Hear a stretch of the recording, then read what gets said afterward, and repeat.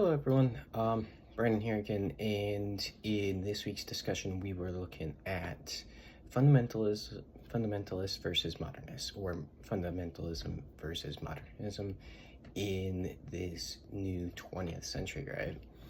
And one of the events that really brought me in was the Scopes trial. So I looked at that through three different newspapers. One of them was the Washington Post, the other was the New York Times, and then the last one was a local newspaper called the Montgomery Advertiser, in order to really understand how fundamentalists versus modernists actually came through in newspapers at this time from a national and a more local level. And what I found was that really only one of the newspapers out of the three focused on fundamentalists, and that was the Washington Post. And this was during the middle of the trial, where they really brought up the fact that this Chicago prophet, and I quote that from the text, the Chicago prophet Clarence Darrow attacked William Jennings Bryan and the Fundamentalist. And this is a quote from the text, and it goes in and really explains how this court case is fundamentalist versus modernist, right? And this belief that religion versus the idea that evolution began with a monkey, with a lesser being, right? And Washington Post really takes that in and really dives deep into this idea of evolution. Whereas if we're looking at the Montgomery Advertiser, this one was published when the verdict came out, and only time it ever talked about even close to fundamentalist or modernist was when it mentioned that the judge wanted to throw out the statement made by William Jennings Bryan the day prior to that.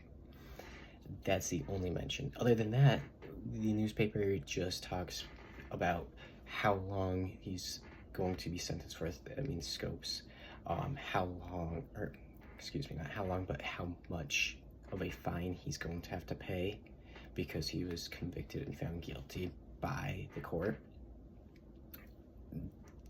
They don't really go into any detail about the theory of evolution.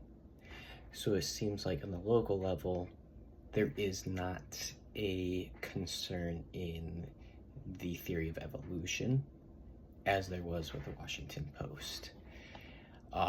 When I looked at the New York Times, this one was published at the beginning of the trial. So I wanted to take a look at these three different points to see how they actually interact with each other, right? And as I'm reading through the New York Times article, again, there is not much mention of the idea of evolution from a fundamentalist perspective versus modernist perspective. Instead, really what's being focused on is how is this little town going to really get through this national level case. Talks about how they are preparing for an evolution trial. That's the only mention of it. So really what I came to the conclusion of is, yes, fundamentalist versus modernist ideas exist out there. Like, we know it was going on in the Scopes trial. We understand there's fundamentalist versus modernist. But when we're looking at these newspapers from this time period, there is not enough evidence for me, from the sources I looked at, to see that people on a local level were actually really concerned with it, right? It's more of a religious debate that's going on, but isn't always front and center for everyone living through that time.